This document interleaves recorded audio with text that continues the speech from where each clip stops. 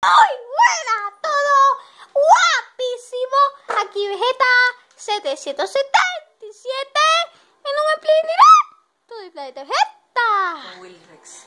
Estamos con Willy, nada más que parece que se ha escondido Willy. Madre mía. Y vamos a tener que ir a buscarlo. El caso es que hemos construido una casa, la de decoraciones by Gonzalo Andrada. Está muy bonita, madre mía. Y todos estos detallitos los ha hecho Gonzalo Andrada.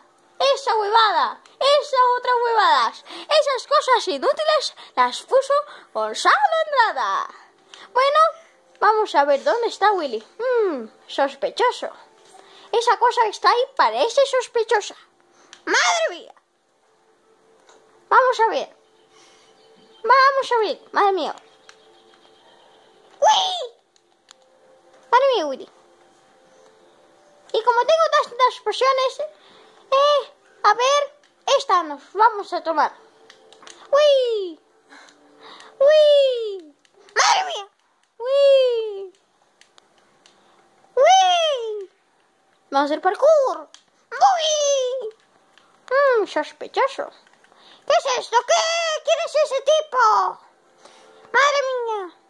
¿Quién será? ¡Es Willy! ¡Madre mía, Willy! ¿Pero qué haces aquí, compañero? ¡Madre mía, madre mía, madre mía, madre mía! ¡Lo maté! ¡Maté a Willy! ¡Willy!